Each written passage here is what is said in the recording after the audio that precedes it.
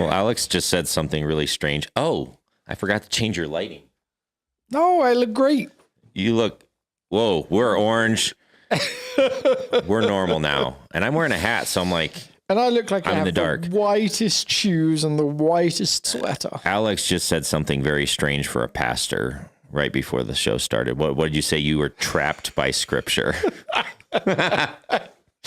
I wouldn't have said it like that. I mean, I did say it like that. That is exactly, that's literally what you said. What do you mean I wouldn't have said that? Oh, yeah.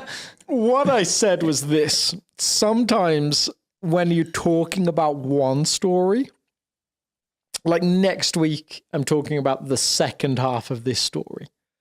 So you have the Jesus encounter with the woman in the well, and then you get the week after where she goes back to the town, the disciples come back to him, and they kind of like crisscross, almost like a play going in and out. Yeah.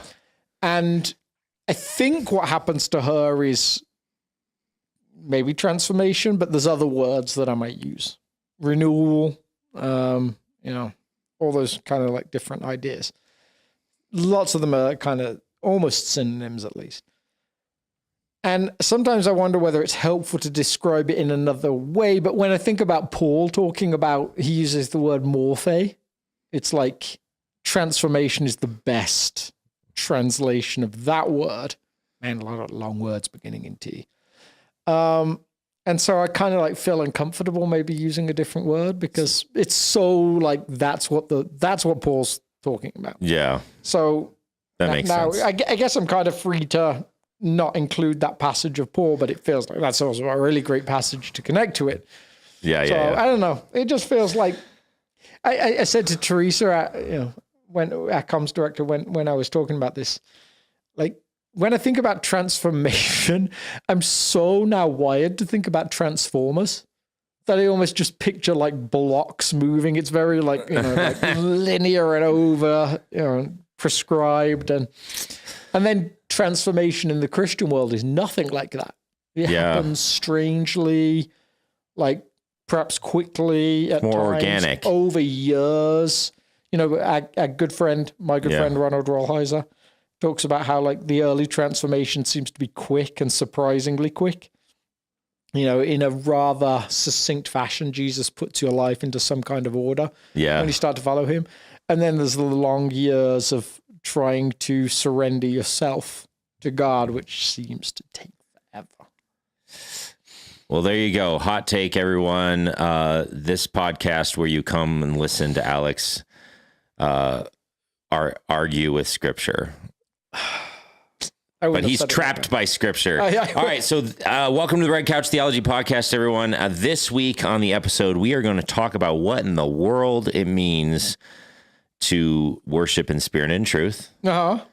And we are going to give a modern rendition of this particular verse. Jesus said in verse 10, John 4:10, Jesus answered her, "If you knew the gift of God and who it is that asks you for a drink, you would have asked him and he would have murdered your thirst." No, all right, sorry. He would have given you a living water. So Alex is drinking this liquid death, which we've learnt from wandering around church with these because they're in the staff fridge. They look like beer cans. They do. So I was at and Alex was someone in the church was a little concerned that Alex was just like casually wandering around on a Wednesday night, just pounding a beer. Yeah, you just is that where you're at now? The branding on these things is a little bit comical, but one of the things is like liquid death, murdering your thirst. And so we were joking that that's what Jesus said he would do for the woman at the well. He would murder her thirst. Once cracked open, no thirst is safe from liquid death. After ritually dismembering its thirst victims, this brutal can of water used the severed body parts of dead thirsts to build itself a flesh, which it used as I can't even keep going, disguise to get a job in marketing. But liquid death never took the job. It just murdered a bunch of more thirsts instead. Just very strange.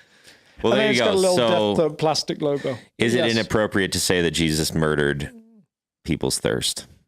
Probably. I think actually that might be pushing your foray into scriptural interpretation is more condemning than mine. So you started off accusing me of stuff, and now here you are. Yeah. With your very loose interpretation of scripture. There you go. All right. So we got a couple questions that came in. Yeah. But before we dive into the question of what in the world does it mean to worship in spirit and truth. Oh, and we're also going to talk about why John is so obsessed with water. Because he seems to be a little bit like, it's like his favorite topic for in a couple different, depending on how you're looking at it. Yeah, it does seem to run pretty heavy through like this passage, John chapter 7. I feel like it comes back again at different points. I mean, I've got a bunch of them listed here for us, but before we do that, just so we can get the lay of the land, like reorient ourselves, what in the world do you talk about on Sunday so that we can remember which passage and so forth? So to speak of water, I talked about the passage in John chapter 4, 1 through 26, where Jesus enters into the land of Samaria, meets a woman at a well. All of it is vastly from a Jewish perspective or a pure Jew perspective. Someone who's ritually clean perspective is vastly inappropriate. Like Jesus is in a place he shouldn't be, at a time he shouldn't be there. Like, I mean, the time, I guess, is a little bit like, there's nothing wrong with the time, but it's a crazy time. I mean, the thing that's wrong with the time is a woman's there alone. Well, yes. Whereas other times of day, she probably would have been there with a crowd. But it's also like who wants to be out at noon in that kind of the heat of the day? There's actually a saying, only mad dogs and Englishmen, because you go to all these places all over the world. Like mad dogs are known for, like, if you've been in a culture that has rabies, like dogs with rabies tend to be out in the heat, drooling, kind of walking strangely. They, And that's what Englishmen do? And then, well, no, but because England had this huge or the British Empire was so large and reached so many weird places on Earth that were in very different climates to the English climate.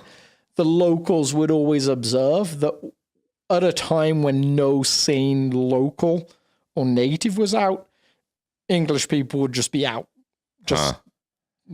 catching sunburn or whatever they were doing. But yes, so the phrase "mad dogs and Englishmen" referred to being willing to go out in the noonday heat or the heat of the day whenever. So Jesus is a mad dog? Jesus is out in the heat of the day. There you go. So again, it's an unusual setting for him to be out. Noon is a weird time for any of these things to be happening. So wrong place, wrong time, wrong person to be talking to. So it's all like from a pure Jew perspective, you're reading this and you're like, wrong. Wrong, or wrong risque, like a little bit like, he's alone with this woman.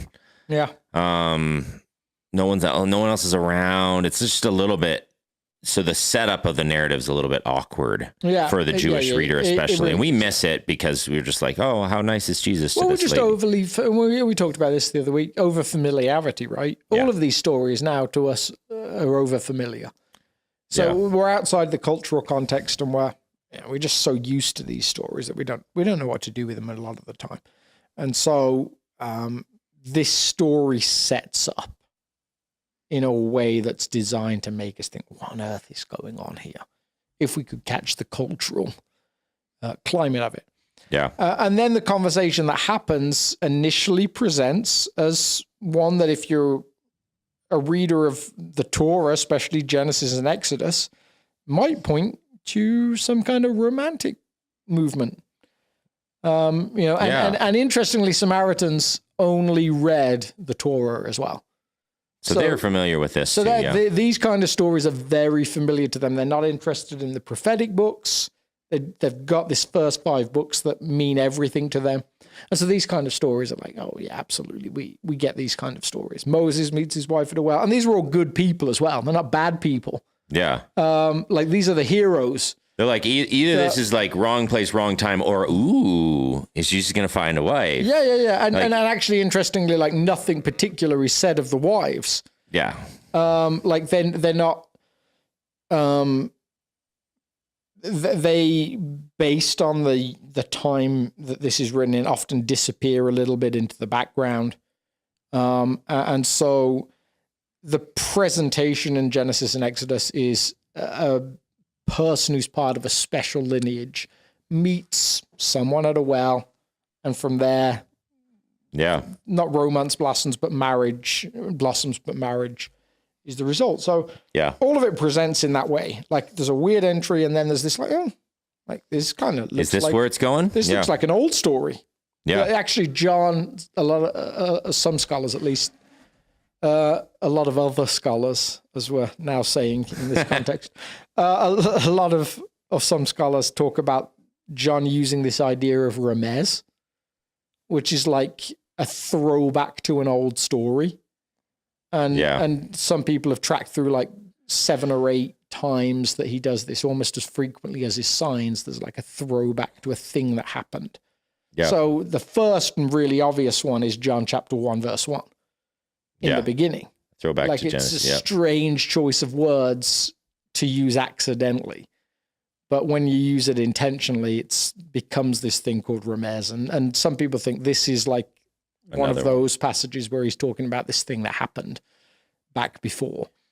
But it's a little bit of a bait and switch. Totally a bait and switch. Yeah. So John's sort of like setting you up to think that it's going to be one thing, and then he like, it twists to a different direction. Well, and partly because while nothing particularly said about the character of the women that are met at wells by patriarchs in Genesis or by Moses in Genesis, in Exodus, the assumption is if nothing is said about them, then they're of good character. Good character is kind of the assumption, unless it's mentioned otherwise. Yeah.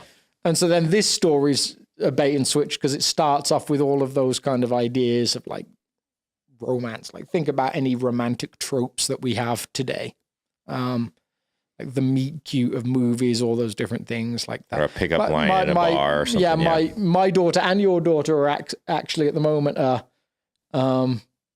really into dystopian novels, right? Yeah. And so I always tease her, I could write one of those novels because the formula's super obvious. Kind of strange, quirky girl who seems to have some kind of extraordinary gifting or something, kind of is in this world of dystopia where some great leader is weirdly obsessed with her. She meets this boy who is somewhat interesting, but not quite as gifted as her. And he's maybe like a couple of years older. And like, you've got all of these tropes that come one after another. I'm like, I'm just going to throw this into ChatGPT. And I'm going to write the great next dystopian novel. So like that, like we start to see quickly the ways that in certain movies things happen in ways that we expect them to. Like little clues. There's a famous biography of the life of Princess Diana of Wales. Yeah. That starts off, once upon a time there was a princess. Now, if you ask any kid, like, what does it mean when you start off, once upon a time there was a princess? Well, it's like a fairy tale, right? And then this fairy tale ends in, a broken marriage, a car crash, like ends in tragedy. Yeah. So it quickly subverts our expectations of the genre.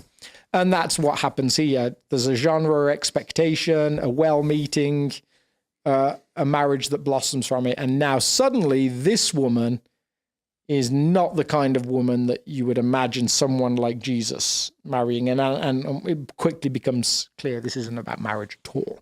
Yeah. Jesus sort of cuts off that whole train of thought that you're thinking that you're going down as a reader of the narrative. Yeah. And he says, "Where's your husband?" Yeah. And you're like, and then she's like, "I don't have a husband." And he's like, "Oh yeah, that's because you've had 5." And so like any romance is like, boom, romance killer instantaneously. Totally. And he's like, "We're not going there." He kind of like, in one sense, I think it's actually an act of kindness for Jesus. You know, who knows what's gone on in this woman's life, but regardless of whether she's in the wrong and she's like promiscuous, or whether she's just had the worst luck ever and all of her husbands are dying or leaving her, or she's just like unlikable by these guys. Regardless, her relationship with men is really, really complicated. You can actually read it in multiple ways, as you said. I think he cuts off the narrative a little earlier than that. I think she's clear that he's cut off the narrative when she starts to talk about, like, give me this living water. I actually think she started to catch some sense of a piece that's missing in her world. Some sense of longing that she's still obviously not sure what he's talking about. In the same way that Nicodemus wasn't sure what he was talking about, their stories, in terms of the response of the person that Jesus is conversing with, are weirdly similar. Like, Jesus takes metaphors and uses them to talk about a bigger spiritual reality. Yeah. So in John chapter 3, he's talking about you must be born from above, which is anothen in Greek and is the same word for again. So Jesus is like, there's a birth from above that's different. And Nicodemus is like, wait, how can someone be physically born again when they're old? Like, they can't go back into their mother's womb. And here Jesus talks about water, and she's like, but the well is deep and you have nothing to draw water with. They both kind of revert to, well, hold on. More of the physical. You must be talking about some kind of natural story. Yeah. We don't hear anything Nicodemus says in rebuttal. He kind of just fades out of that chapter. But she continues to pursue it, and she doesn't understand it, but her response is, whatever it is, give me this thing. There's something in her that seems to point towards Jesus has what I need. Yeah. And it's not the romance piece of the early part of the chapter. It's some kind of gift that's both to her spiritual, but also having physical properties of some kind that will enable her not to have to keep going through this lonely kind of traipsing that she does up to the well to get water on a regular basis. Like, there's some kind of longing there that seems to be produced. And that's when Jesus pushes that question on her. And again, you can read it. Is she unlucky? Is she bad? Is she a victim of the first century culture in which women were easily divorced and not easily able to divorce? Yeah. You know, the only examples I think that we can find of women divorcing men in this culture are rich women. And she clearly isn't that. Yeah. So there's like sort of a summary of what's going on in this interaction. Now, you landed the message on Sunday, sort of a little bit separate from where the questions that we received landed. So, like, give us your sort of punchline, and then we'll pivot to maybe an alternative way you could have approached the passage. Yeah, I'm trying to think if I've actually got the slides here that I can read directly from. Because she enters into this conversation with Jesus kind of trying to present a side to herself that is maybe not accurate. Like, it's a mask in some ways. Like, people in this culture are very familiar with theatrical masks, even though the Jewish people didn't enter into that world.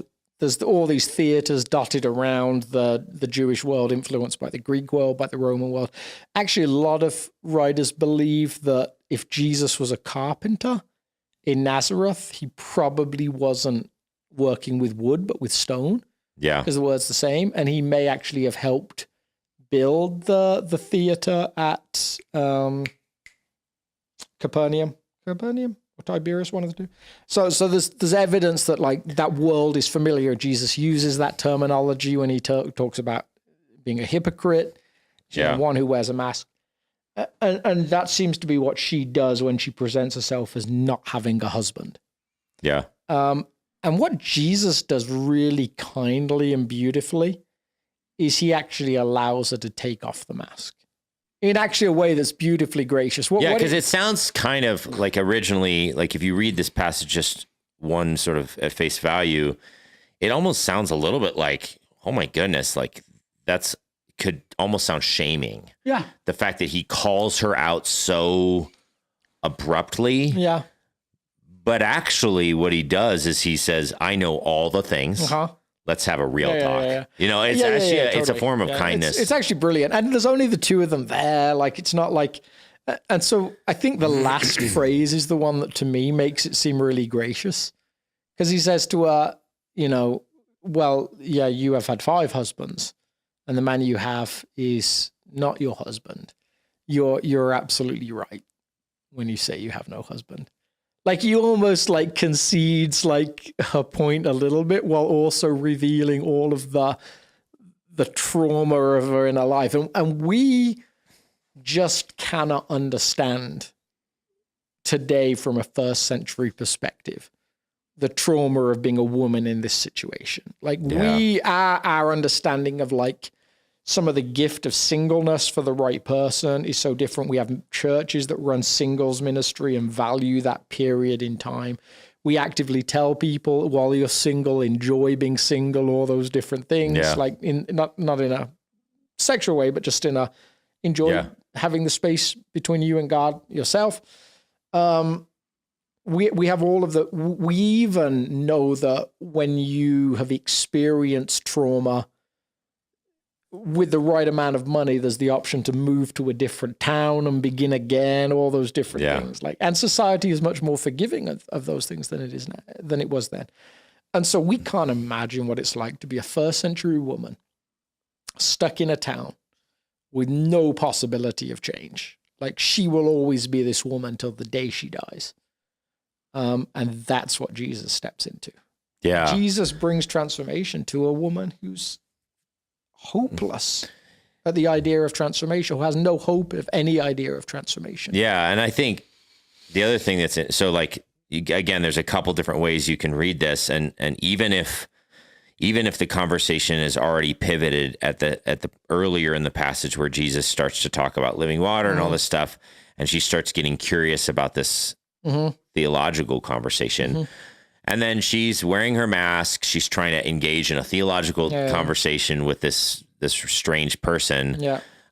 Either that's the reading, or maybe she's still wondering if he's kind of hitting on her in some way, shape, or form. Either way, like when she gets to the space and she says, "I have no husband." I mean, is she like, you know, I'm available. Yeah, maybe. And then he's like, and that's the other reason why I think it's, you know, that's a little bit more how I read it recently. Sure. Yeah. That she hasn't, either way, she has an expectation of how a man will interact with her. Yeah. And Jesus chooses not to go there. Yeah.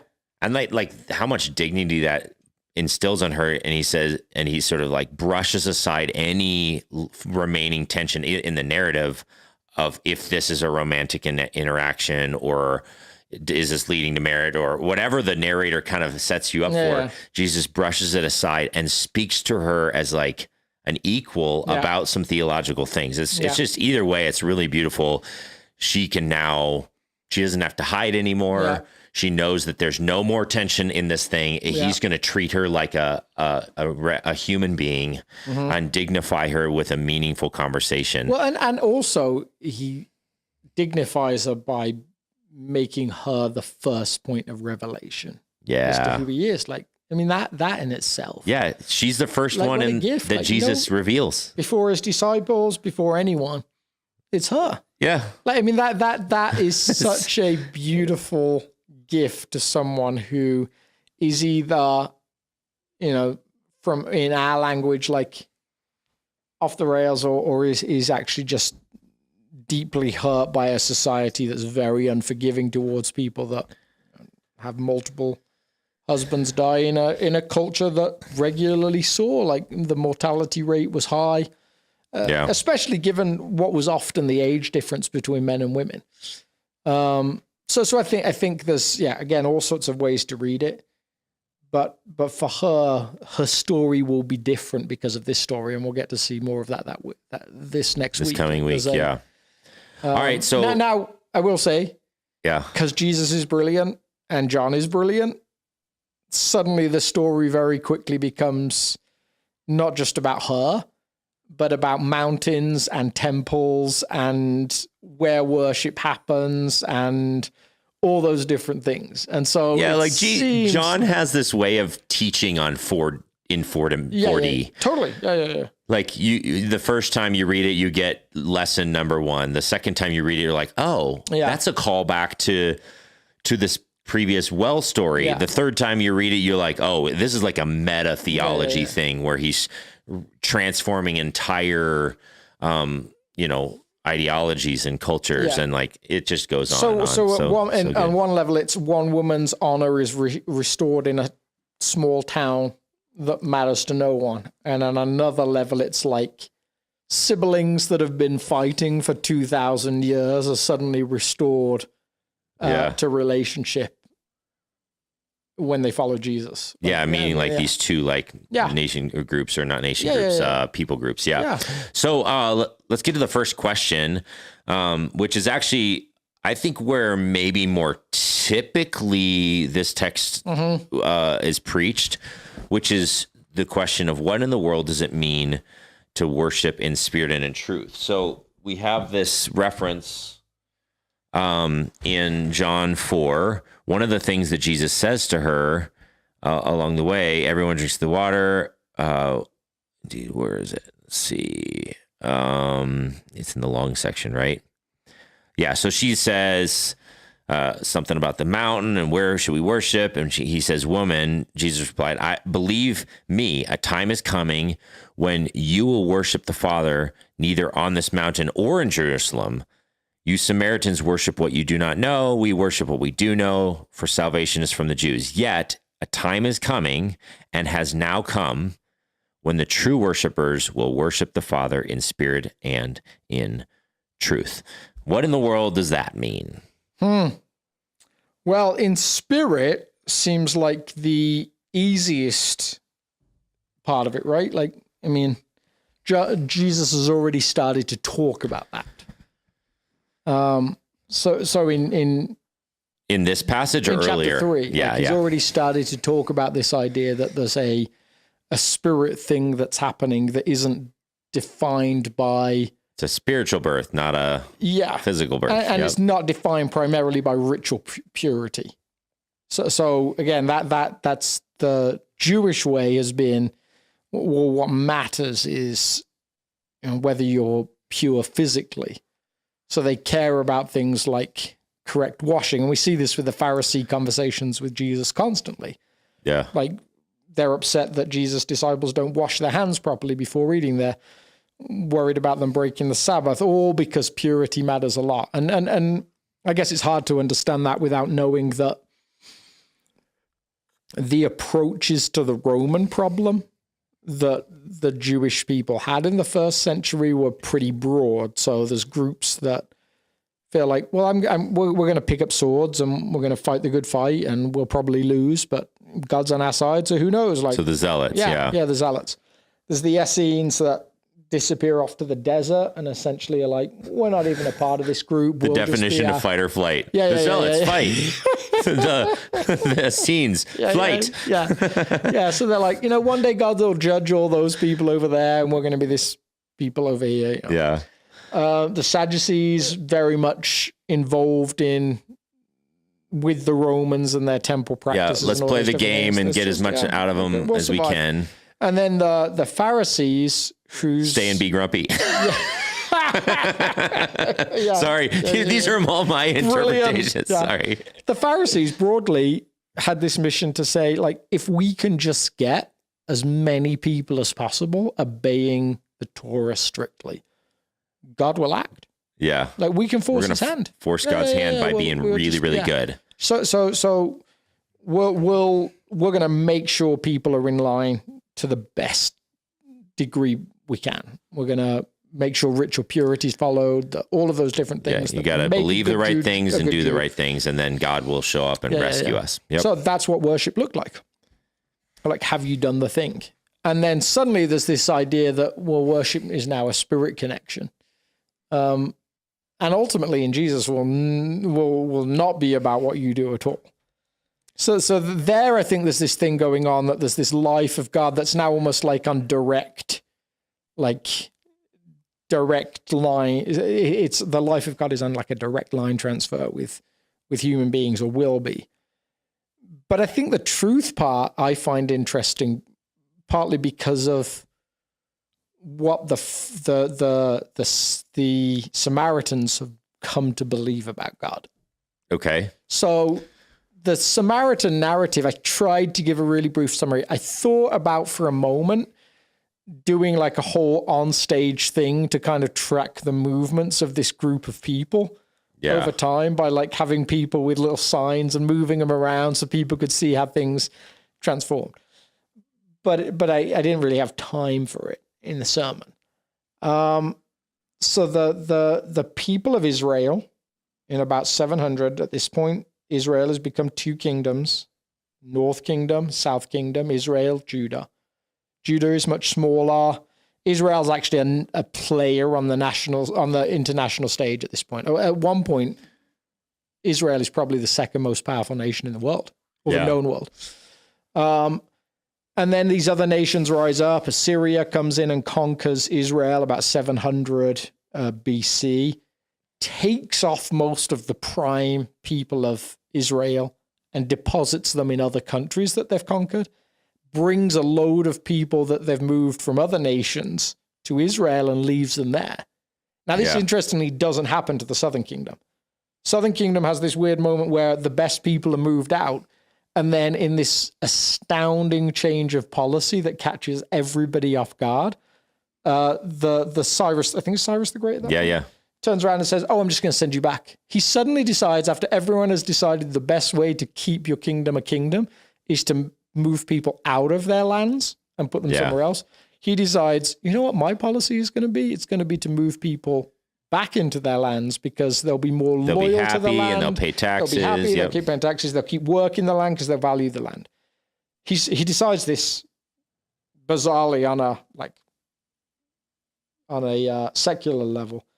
70 years after Jeremiah says 70 years you'll come back to Judah. So 70-ish year, So with Judah, this southern smaller kingdom, the people come back to their own kingdom, bring back their own faith, marry again people of their own kind or own nationality, ethnicity, own religion, and the Jewish faith in Judah is primarily intact, right? Yeah. And then the southern kingdom doesn't have that narrative. All of the people are brought from different nations with their own gods, with their own beliefs, with their own actions, and mingle in by necessity with this people of Israel. So would you say that the Samaritans were mudbloods? You know, I've wondered whether that's a great definition. Yeah, I mean, mudblood's a weird one, right? Because it's all about like, are you a witch or not, or a wizard or not? So to a degree, like but it's kind of the vibe. So like, if you don't know what that is, it's a reference to Harry Potter. Yeah. And sort of some of the dynamics in the Harry Potter sort of novels is there's this faction of wizards that are like purists. Yeah. Meaning a wizard marries a witch. Yeah. And they have children. And so there's the bloodline is pure. It's pure back to the foundation. Now, a mudblood is someone who has all the same powers, but they have like a human marrying one of the other. And so one faction kind of hates the other, it's sort of like that in the sense that like the Jews believed that the Samaritans were sort of sellouts. Like you are no longer committed to the things of God because you intermarried with the nations around you, which was forbidden by the Torah. Yeah. In some ways. Yeah. Definitely. Yeah. And then all the practices. They basically you don't take your faith seriously. So there's bloodline, but then the actual, like the actions, the praxis of those people gets warped to a considerable degree as well. Yeah, because they're marrying people from other faiths. And so you have this just like intertwining of theology and nationality. And so and that's why there's such hostility between the quote unquote pure Jew and the Samaritans. So even though in name, both people groups worship Yahweh, the God of Israel, in terms of what they understand about God, it's vastly different from, and how they behave in light of that is vastly different from that. Yeah. So somewhere I wonder whether what Jesus is saying is, it's now a spirit thing. It's not about place. It's not about purity. It's not about background. All of those things are going to disappear. But actually what you believe about God and how you see God, that actually is going to matter more than ever. Which is why it's extra beautiful that Jesus most explicitly states who he is to a Samaritan. Yeah, totally. So like leaping the Samaritans, specifically this woman and this town, light years ahead of the Jews at this stage, where he's like, we're jumping over the prophets all the way to the revelation of the Son of God. And I'm going to do it first with a Samaritan. Yeah. Like bringing them, leveling the playing field theologically and relationally with God. Yeah. Totally. Yeah. Really cool. I also think, so, all right, let me ask the question in a slightly different way. What would it look like for someone today to not worship in spirit and in truth? Or to worship in spirit and in truth? Is that just relevant in the first century between Samaritans? I don't think it is. I think we still struggle, I would guess, with the same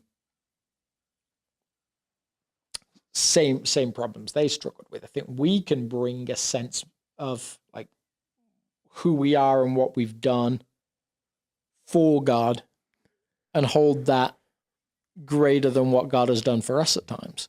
Yeah. Like I actually, there's a preacher, and I think I've probably told this story he tells before, but he's actually not a preacher that I think I would agree with on much theologically, other than about who Jesus is. I mean, I feel like we have a good one. A lot of differences. His name's Alistair Begg.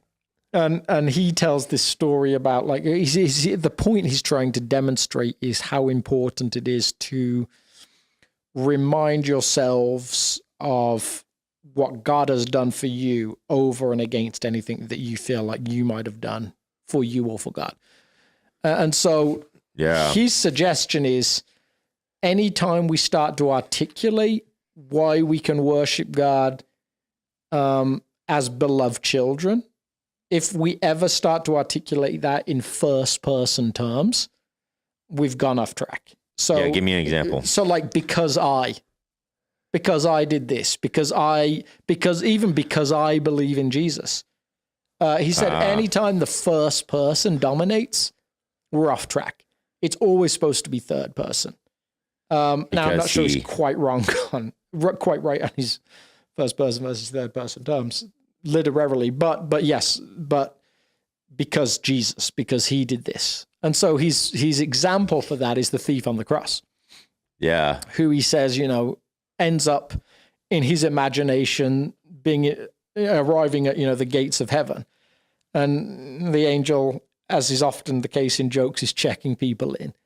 And he starts asking him all these questions about like, well, why are you here? Like, tell me what you understand about the theory of atonement. Yeah. Tell me what you understand about like the value of scripture, all these different things. Even as a seminary student, I hope that's not on the exam, little things. Sure, you're just like, oh man, what was the term? Yeah. But even like, tell me what you believe Jesus was doing on the cross. Yeah.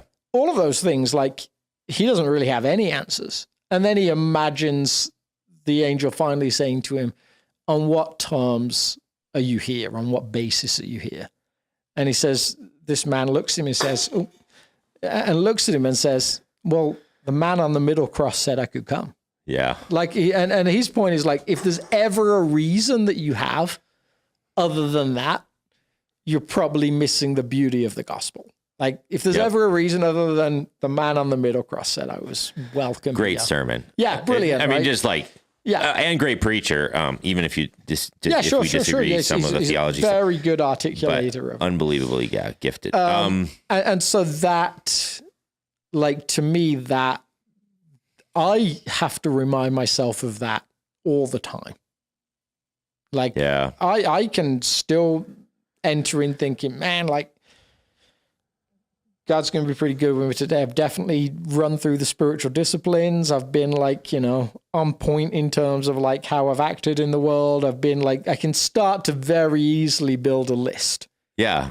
Like, I noticed my prayer life, historically, especially, my prayer life would get increasingly more on point the closer Sunday came. Yeah, sure. Yeah. Because I wanted to make sure that when I stand on stage to lead worship, that like God would bless it. Sure. And the way I can do that is by being a good boy. Yeah, yeah. So it's like, it's not a far step from washing of hands and obeying of Sabbath to those things. Yeah. And so I think still like a regular reminder is, no, I get to experience God, to stand before him in worship, simply because the man in the middle cross said I could come.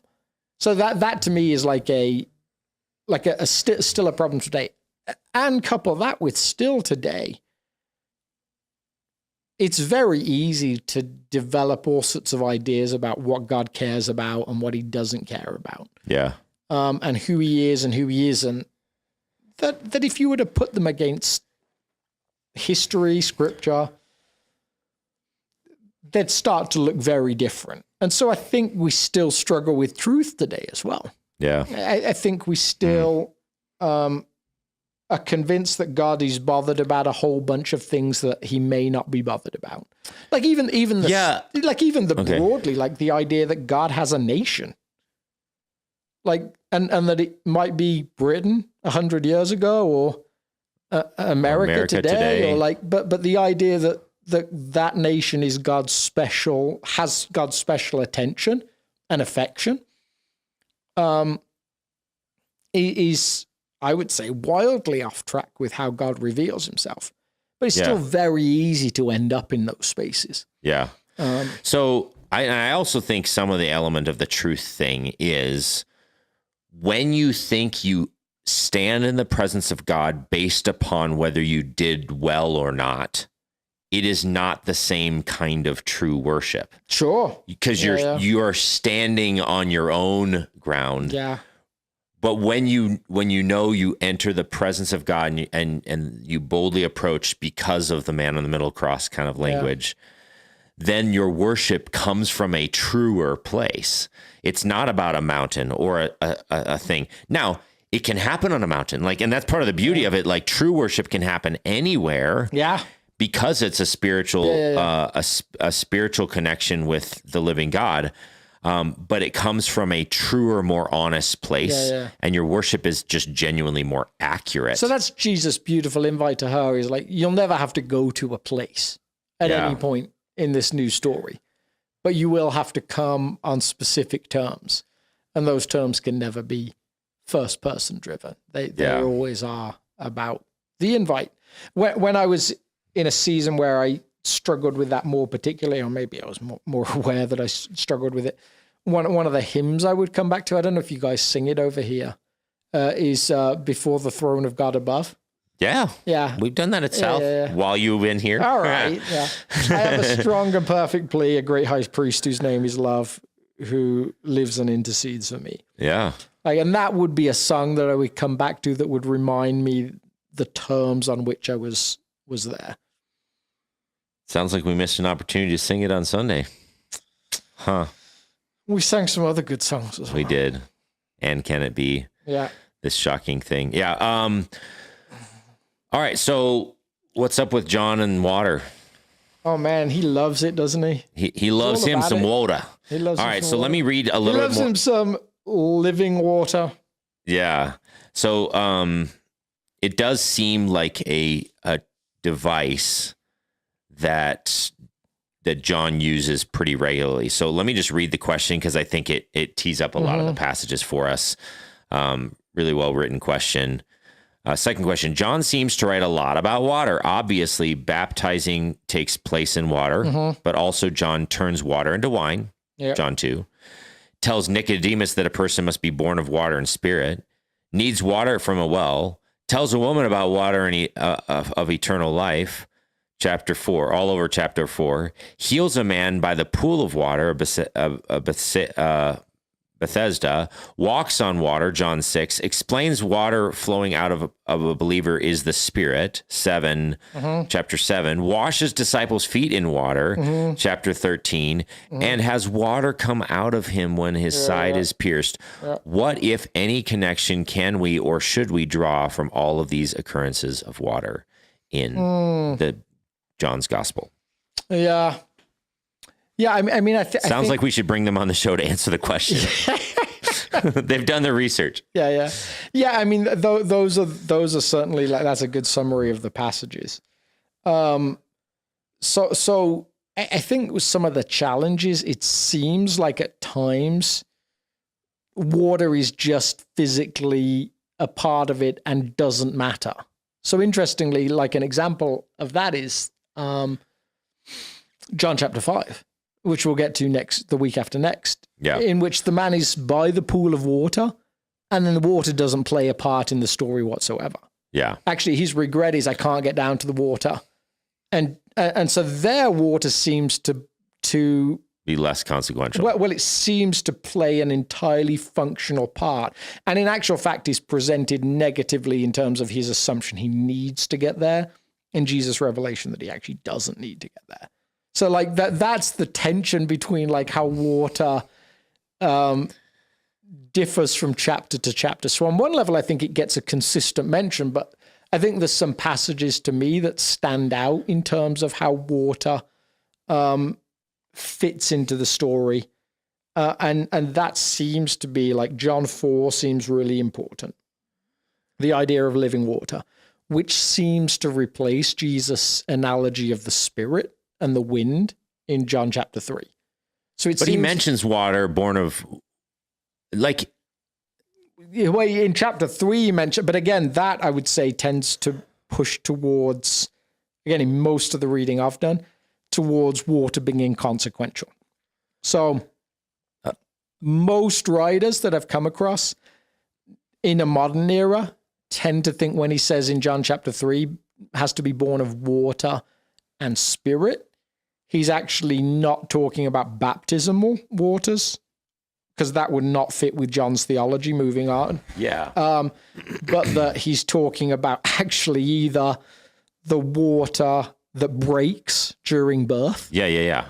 Or actually like the process of intercourse, which actually like has the consistent language of water across Jewish history. So I think that would be a passage I would nudge away from giving us a consistent understanding of Jesus' use of water. Yeah. Across the book. Yeah, like unless you sort of can acknowledge the expectation of how water should function and then he recrafts it. In which case it can. So say like, that again in a different way. So like, for example, in the Bethesda story, the expectation is I have to get in water in order to be healed. Yeah. The woman at the well, I have to be in a certain location to be a true worshiper. And then Jesus says in both cases at the pool of Bethesda, incorrect. Yeah. I am the source of all living things. And so in contrast, the expectation is that water should have the power. And Jesus says, I trump water in this case. In the woman at the well. So then you're really saying, like, as Jesus does in this passage very explicitly, that there's water and then true water. Yes. And again, so it seems to nudge it again to an analogy for the Spirit. Yes. Consistently along. But it's more, in some of the stories, it's more a contrast or an expectation that a reader would have had. And then Jesus says, you don't need to expect water to be the healing agent I am now. Or you don't need to expect a location to be a place of worship. I am the place of worship. In that sense, it can have some interpretive weight to it. But so it's only helpful in terms of, yes, like an antithesis, not a thesis, right? It's like the opposite side of the coin. Yep. In order to emphasize the person of Christ. Yeah. So I think like to get to the heart of the question, I think maybe a sub question would be, how does Jesus connect himself with true water? Yes. When water's an analogy, not when it's a physical subject. So it seems like broadly throughout John, you've got water and its physicality, and then you've got water and its like the spiritual language of spirit that gets tied to it. So So it's practical analogy, and the two seem to run on parallel tracks throughout the scripture. So actually, interestingly, when you get to John chapter 7, which we haven't got to yet, the festival there had actually become to be symbolized around water. Yeah. And so on the final day of the feast, which Jesus stands up on eventually, the priest would carry a bowl of water through the city and deposit it somewhere symbolically. And so brilliantly, in John's remembrance of Jesus, on a festival, on a day which was about water, Jesus stands up and says, all this is about me. Yeah. Which is, again, just brilliant. Yeah, yeah. So actually, in the Jewish mind, water, they have an interesting dynamic relationship with the topic of water. On the one hand, it's a very arid, dry place. So water is in the Old Testament is a symbol of life. Jerusalem a bit less so than a lot of the other. Yeah, but like in a lot of the contexts where in the Psalms it writes about water or water, a drink offering, all of these are sort of like water is highly valuable. So it represents life, or it represents some of these kinds of things. So and that's one stream. But in the other stream, which becomes relevant to several of the other passages that were mentioned in the question, is water is terrifying. Because they're a non-ocean side nation, and the ocean or the sea is a place of chaos and disorder, and God, and bad things happen. So like, wait, even what do you like mean by a non-ocean side nation? In the sense that like, they're not a seafaring nation. Yes. Yeah. They don't primarily travel. But they do have ocean front. They do have, but the majority of the nations, like cities and significance, are inland. Yeah. It's a little bit more of an inland nation. And very common in all ancient nations, the sea represents chaos and disorder. Yeah. And so like when he hovers over the face of the deep. So the reason that's relevant, so there's this weird thing like rain, good. We need water. It's dry. We need crops, all these sorts of things. Rain and water represents life, but then the sea represents disorder and chaos. And the reason that's relevant is like the walking on the water texts is like, so either way, John can leverage expectations around the sea or bodies of water where God can walk on the surface of chaos and disorder, or God sleep on it and sleep. Yeah. And God is truer than physical water. He's more life-giving than physical water. And so John kind of can draw upon some cultural things in that. So, and he's referenced to like, Jesus in the passage last week talks about food, or this coming week talks about food and his need or not need from it. That actually seems to tie back to the desert narratives and the temptation narratives in the synoptic gospels where, man does not live by bread alone, but by every word that comes from the mouth of God. So I think the analogy of the Holy Spirit in John tends to fit into like the analogies of wind, of water, most of the time. Yeah. I'm trying to think, what's the passage where he actually says, but he was talking about his spirit, which will be given later. Maybe that's not a water passage. I think that's something else. Yeah. But yeah, they seem to run consistently through, and it seems to be summarized broadly, yes, by that idea that actually Jesus is truer than water. I would agree with that. Yeah. So maybe would it be fair to summarize this? Like, how should we see water in Johannine literature? In John's writings? And maybe the answer would be, does he mention John's are really good. Huh? Does he mention it in any of his letters? I don't think he does he? Well, he uses the sea trope quite a bit in Revelation. Yeah. And like the ocean and disorder, chaos, waters concept. And so in that sense, yeah, but I don't know. That's a good question.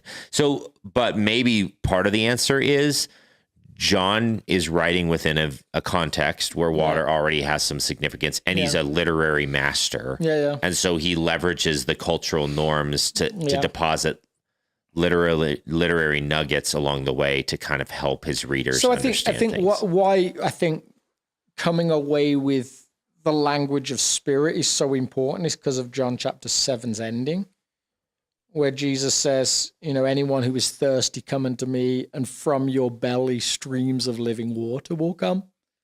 Like, that seems to be language that's used around, like, and even the parallel of the term baptism for the experience of the Spirit in the early church versus the experience of water in the early church. It seems like the two get tied enough that the imagination in play is water. Yeah. So in one hand, you're dipped into physical water, and in the other hand, you're dipped or immersed into spiritual, which is represented by water. Yeah. So I think that to me just ties them very nicely together. Yeah. But I still can't think of anything in his letters that.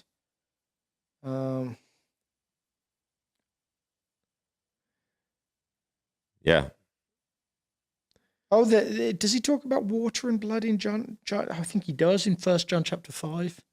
Yeah.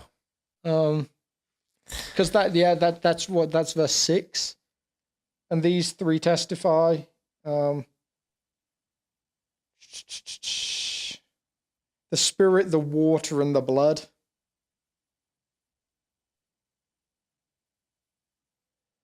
Yeah.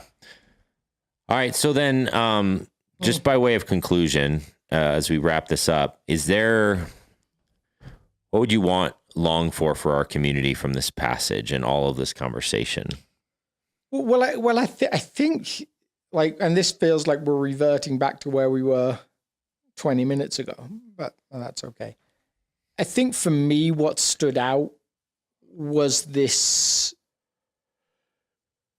invite Jesus has for the woman at the well, which is over and against anything she's experienced, anything she believes about herself, like anything that she feels she needs to hide. So I think I said something on Sunday that I would probably reiterate, which is I think that one of the things we have to remind ourselves is what Jesus says about us is the truest thing about us. Yeah. Like, I think we're wired to believe other things are more true. Like, I think we're wired to believe how we feel on a particular day or moment is more true than what Jesus says about us. Yeah. I feel like we're wired to say what our 401k or our bank account says about us is more important than what Jesus says about us. I think we're wired to think that our performance review at our job is more important than what Jesus says about us. I think we're wired to think whether we have kids or grandkids is more important than what Jesus says about us. I actually think the list of things that we might come to say, this is more important than what Jesus says about me, is long and distinguished.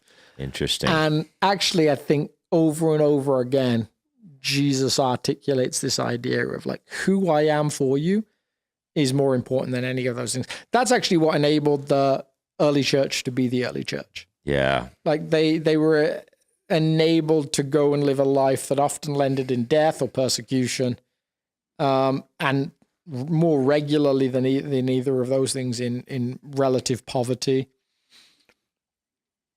And they were able to do that because the mission of God was more important than anything else they could receive, and that what Jesus said about them was more important than anything this world could say about them.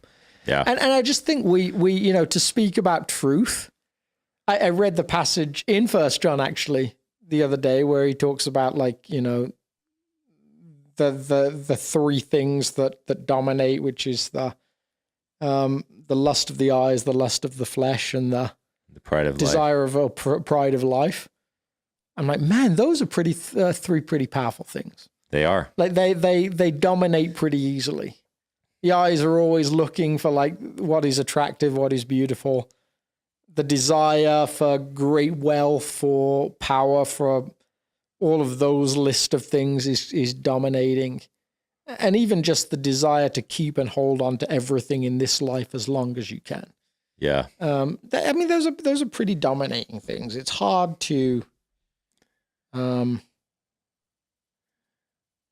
keep Jesus the main thing in amongst those things. Yeah. But that's the truth he speaks about in this passage. Yeah. I think that's the only true. Yeah. Yep. Yeah. And so we like, and it's almost hard to say that there's anything wrong with some of the things that you might have that seem connected to those things. Like, I'm not sure Jesus particularly criticizes the wealthy, but he criticizes what they do with their wealth, or he critiques what they do with their wealth. So I don't think he concretely says, and correct me if I'm wrong, like, it's bad for you to be wealthy, but he says, no, use your wealth for good things. I think he gives warnings about being wealthy. Yeah. Being wealthy is risky for your soul, and in the sense that it's easy to trust it rather than him. Yeah. It's not wrong to live a long life and to enjoy living it. But again, like, he's very interested in what you do with your life. Yeah. So I whenever I read that passage, I'm like, what do I do based on that passage? Like, that to me is always just a easy question. Yeah. I'm like, well, I know, like, it's really easy to look around lustfully for everything you might like own or have or, you know, be, and actually to remind yourself regularly, well, God, what do you have for me right now? Yeah. It's always, for me, a good question. Yeah. But I think to know that the truest thing is what God says about you is the central core of this dialogue. Yeah. It's beautiful. All right, folks. Well, on that note, we're going to wrap it up, and we will see you next. We missed you last week. Sorry. Kevin's sermon was amazing. If you didn't get a chance to go back and listen to it. Are we just saying it's Kevin's fault that we didn't have a show? But he was just out of town, and we couldn't be bothered to talk about it without him. We couldn't be bothered to spend an hour talking about how great he was. Yeah, we were like, all we're going to do is say this sermon was great. So they can just go listen to it. But anyway, we'll see y'all next week. Bye-bye. Bye.